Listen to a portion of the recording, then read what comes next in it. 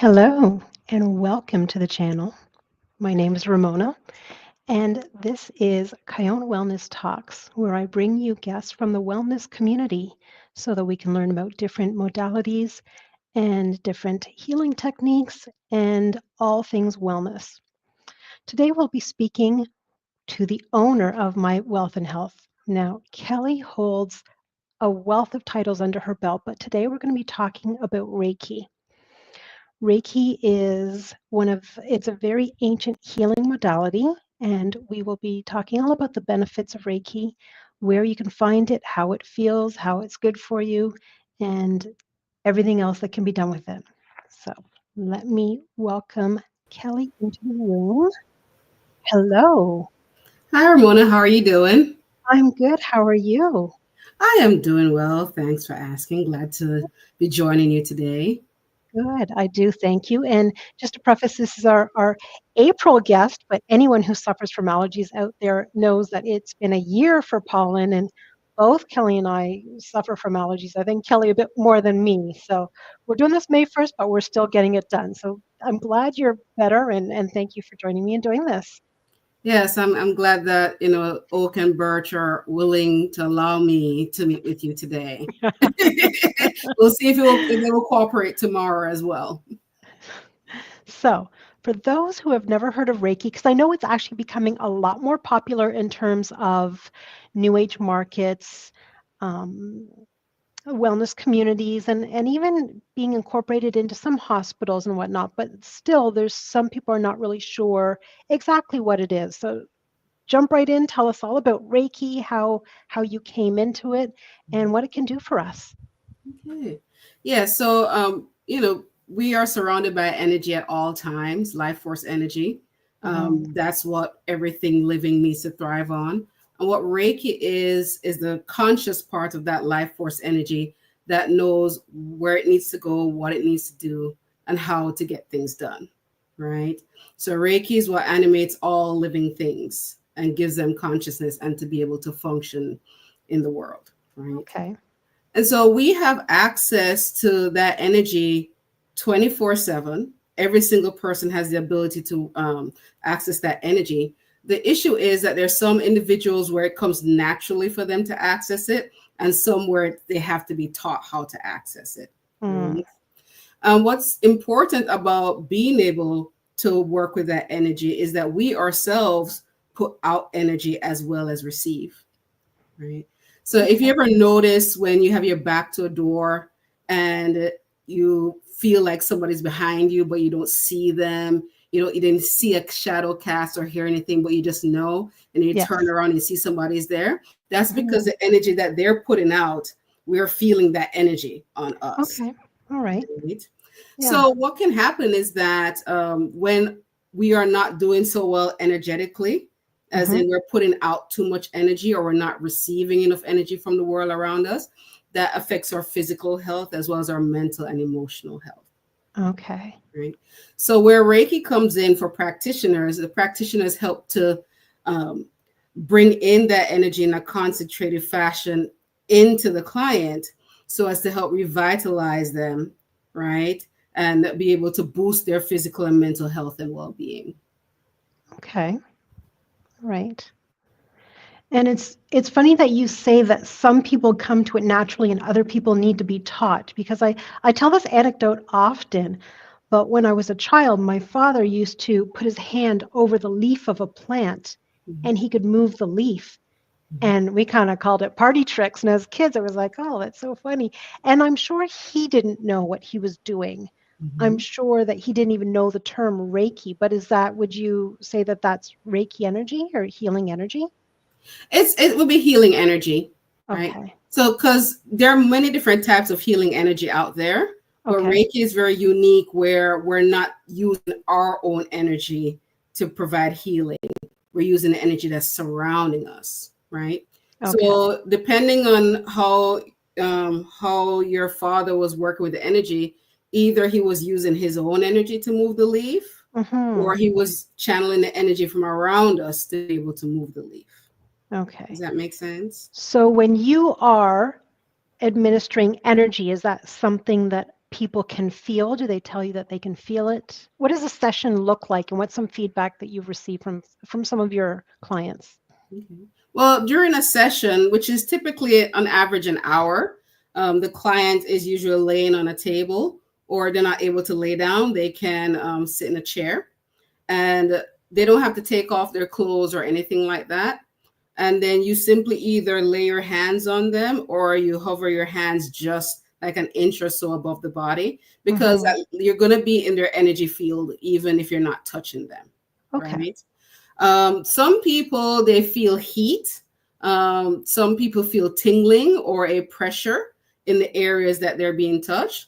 Or if you're hovering, some individuals just feel something moving within their body, and they describe it as they feel energy in their body, or they can't describe it. They just know that something is moving. And Okay. so, and so what happens is that as the practitioner, I am channeling the energy through my hands, Mm-hmm. and it's entering into the person. And then it's removing any energy blockages, anything preventing the energy from flowing nicely within your body so your body can best use it. Or if it's a case where they have a depletion of energy, it's Mm-hmm. being restored by the energy that's being brought in. Does that make sense? Okay. Yeah. So, how often would you recommend that someone has a Reiki treatment? And is there a difference if, say, if they have something chronic that they're going through, or just sort of a tune up, like a yearly tune up or something like that? Okay. Well, it just very much depends on the person and what they're struggling with.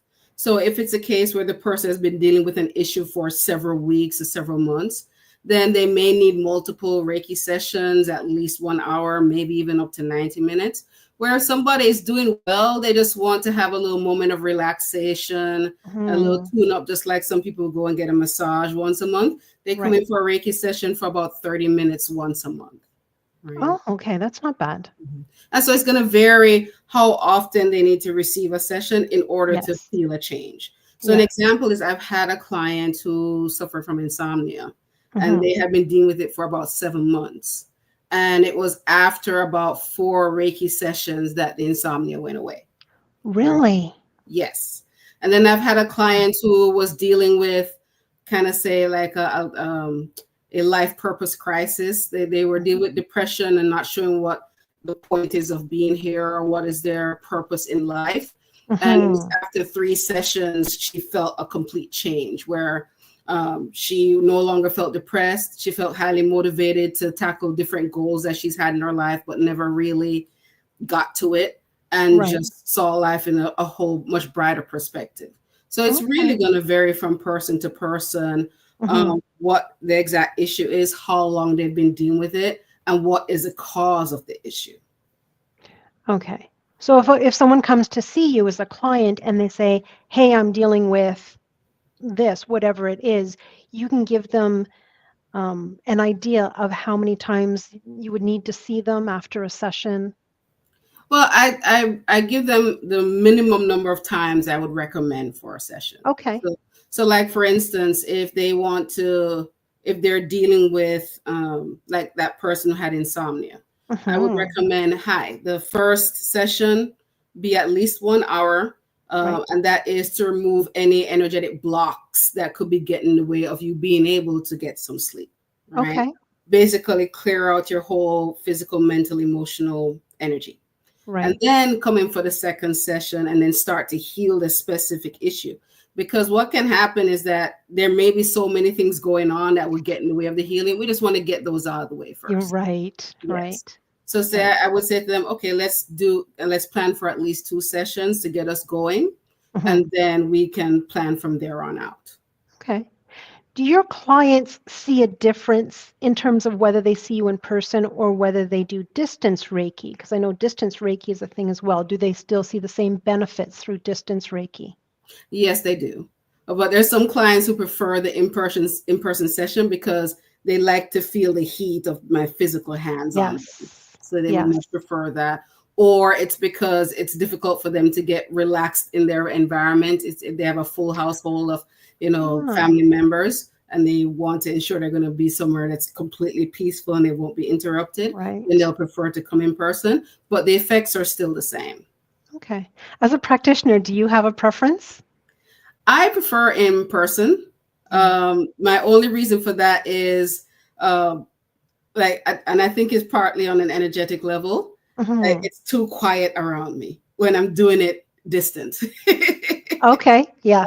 Yeah. The feel of interacting with the person, the energy that they're giving off in person, that's sort Right. of kind of keeps me fully. I guess the word is energized to get through the session, if that makes Yeah. sense. Okay. I do have one more distance question. I want to pose that because if people are watching this and they're interested in trying it out and they want to be with you, but they're not in the local area. So I really want to promote the distance as well.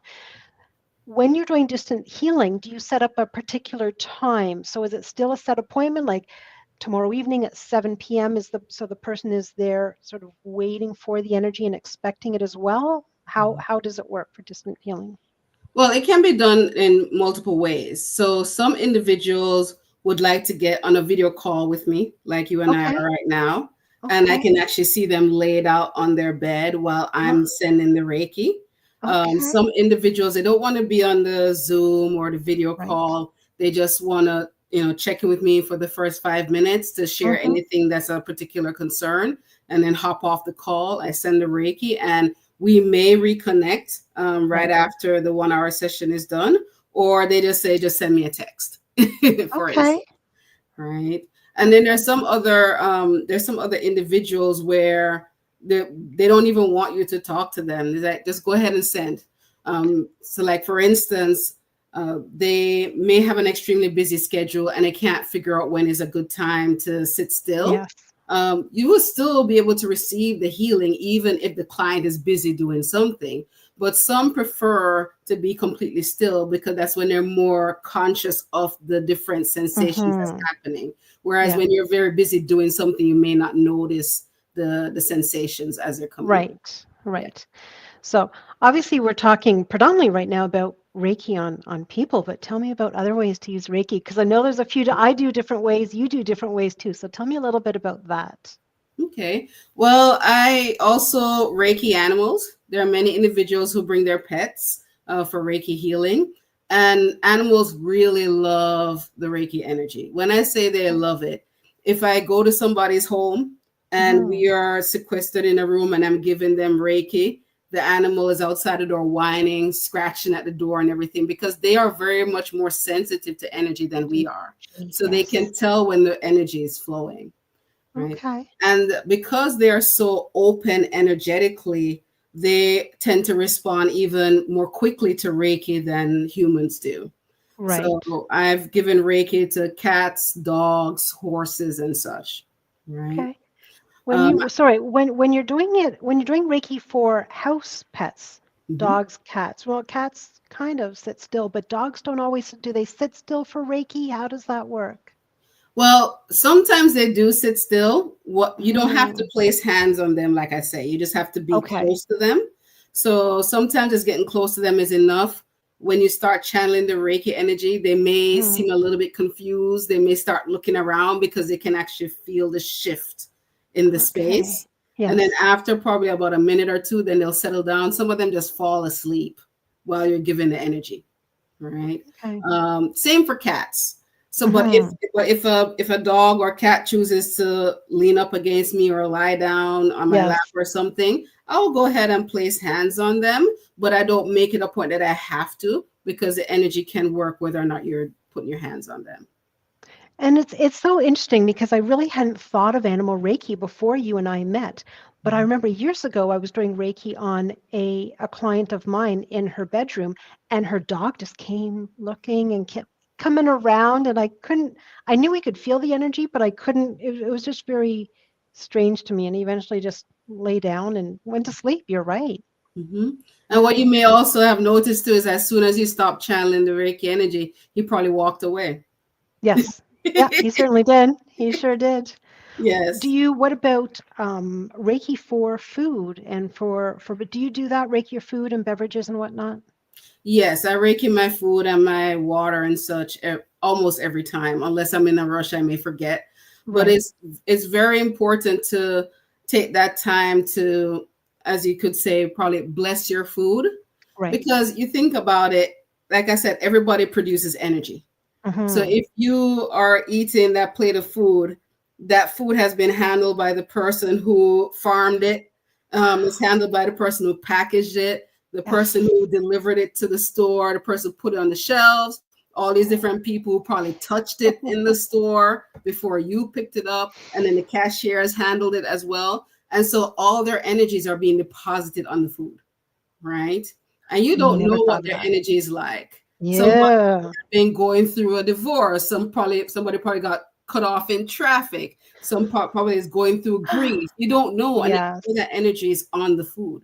So I make it a point, and this is something I encourage all my Reiki students to do, is to Mm-hmm. Reiki their food and their water. And it doesn't take long. It takes a few seconds for you to be able to do that. And it Right. follows the same concept as people praying over their food in Okay. different Yeah. cultures and different religions. When you're praying over your food, you are essentially calling in for any unhelpful energies that are on the food to be gone, and only the Mm-hmm. helpful benefits of the food to be present and ingested. Okay. So would there be, other than doing Reiki or purifying your cooked food, would it make sense to Reiki your groceries as you bring them in and Yes. put them away in your, Oh I yes. mean, just to start it right from the, start right from the stop. So everything that you're doing in cooking is already Reiki'd. Exactly. Yeah. So best habit would be, as soon as you bring the food home, you Reiki all of it before you put it away in the refrigerator and the cupboard and so on. So no matter Yeah, how you use it, it's already clear. But that of is course, fabulous. yeah. But of course, if you don't have that luxury, you went to a restaurant instead, Right. and you just, when the plate comes to you, you go ahead and quickly rake it for a few seconds, and then Yes. you eat it. Okay. That is fabulous about the groceries. And I think I'm going to start that because I am not one who remembers when the food's in front of me. It's kind of like dive in. Mhm. And I think if I got it right from the get-go, that would be a great way. Years ago, I had talked to, because I'm Reiki as well, and I Mhm. think we're under the same lineage, but I think you have something a little bit different than I do. So I'm going to get into that. But years ago, I did a little session with a massage class. So they understood um, anything, no, it was aesthetics. So they understood massage because you're touching. They didn't understand Reiki, they didn't understand energy. So I bought 2 gallons of water from the grocery store and I brought them both in, poured them all a glass from the regular water. The other gallon, I put hands on. We all sent Reiki energy to the water, and then we poured the water in that glass. And everyone tasted the difference in the Reiki water. Mm. And the only way that they could describe it was they said the water tasted softer. That was So, and it's, I know it's a hard way to explain it. And even I could taste it too. And I was kind of tripped out that it worked. It was so amazing to me. But I could definitely taste the difference. And I thought, wow, that's when I realized there's really something to this. yes. I talked about lineage because Reiki is ancient from Japan in, was it like 1920s from So, Mikao Usui? So that's the thing. Reiki itself has existed for us, from for as long as life has existed on this earth, and it's been practiced by different cultures. It just was always called something different. Okay. However, in Japan back in the 1920s, Hmm. Mikao Usui, a businessman who was also the perpetual student, always wanted to learn about different Hmm. topics like biology and psychology and theology. He was introduced to Reiki when he went on his own spiritual journey, and then decided to document it, to actually Okay. document what the process is, Hmm. and how to be able to channel Reiki, and also how to teach Reiki. Okay. So he would be the so there are other people who have documented it in the past, but Hmm. he's the first official person to fully flush it out, if Okay. that makes sense. Yeah. So I know you also have the title of Holy Fire Mhm. Reiki. What is the difference there? How does that work together? Okay. Well, think of Reiki energy as a whole collection of energies, Hmm. but for the purpose of driving life and life force. Okay. Okay. And so you can imagine that with the whole collection of different energies, they may each have their own function, or they may each have their own extent and capability of imparting healing to somebody.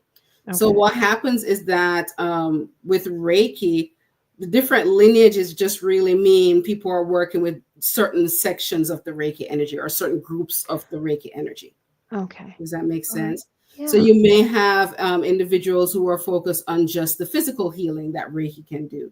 There's some Mm-hmm. who are just focused on the spiritual healing that Reiki can do, and so on and so forth. So Holy Fire Reiki is just one of those types of Reiki Mm-hmm. where it's tapping into a certain section of the Reiki energy. Does that make sense? Yes. Yeah.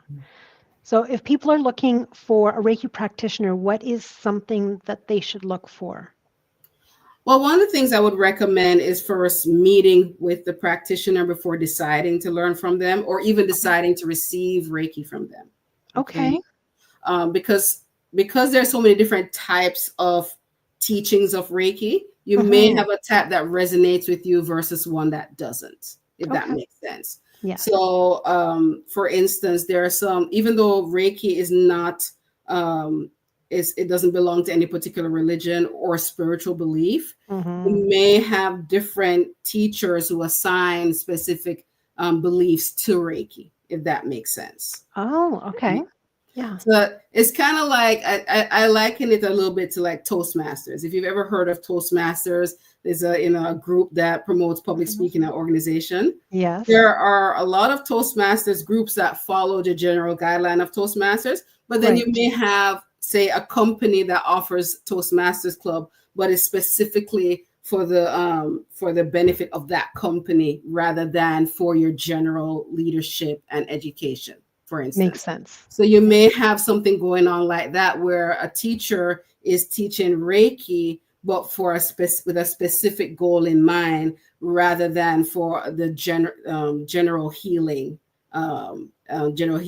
possibilities. And so you Gotcha. want to make sure that you're going to get from that teacher exactly what you're looking for, and that Right. you're not going to get pigeonholed into a type of Reiki that doesn't serve your particular purposes. Right. Because then the client turns around and says, "Oh, well, Reiki didn't work." Well, it didn't. That particular Reiki didn't work for you. Yes, Yeah. So I guess exactly. just finding your right fit. Same thing with a doctor, with a dentist, a massage therapist. You have to find the right fit for you, and that's why I always say there's a fit for everyone. It's not a one size fits all. Exactly. And it's a case where even how Reiki is taught in terms of the structure of the class may Mm-hmm. not be appropriate for that particular person. Okay. So most Reiki classes are taught in 8-hour days. So like Reiki 1 and Reiki 2 are probably taught in 2 8-hour days, for instance. Or Mm-hmm. a particular type of Reiki is probably taught in a 1 8-hour day. I know one of the things I struggled with when I was learning Reiki was trying to find a class that fit my schedule because it's hard to give up an 8-hour day. Mhm. Yes. Yeah. So I teach most of my classes in 4-hour increments. Okay. So I will teach Reiki 1 across 2 4-hour days, for instance. Okay. So And do you do that online or in person? How does I, that I, work? I do a combination. So my regularly occurring classes, I Mm-hmm. teach Saturday online to get all the talking stuff out of the way. And Right. then Sunday I teach in person to get all the practical stuff done. Okay. Mhm. All right. But I also offer private classes. And when offering those private classes, people can choose in what way they want me to teach them. So if you sign up for a private class and you would rather knock out the class in 1 8-hour day versus breaking up it into 2 days for 4 hours each day, like I normally do, Mm-hmm. I can do Yeah. that. If they want all of it online, or they want all of it in person, or they want a combination, I can do that as well. So as Okay. long as our schedules match up, then Yes. I can provide that flexibility for a private class. And that's either private one-on-one or Mm-hmm. private where it's one with a group of people who specifically wanted to take class together. Okay. Okay. So if someone wanted to learn Reiki with you private, they could do the full thing online with you. Yes. Okay. Yes. So Because I've again, had I want to drive home that distant, right? Just in case people aren't in the Raleigh-Durham area, that there's still access to you, whether it be for treatment or to learn. exactly. Yeah. So I've had students from California, from India, and so on. Wow. So It's perfectly Okay. possible for us to work out any particular schedule that fits your need from distant.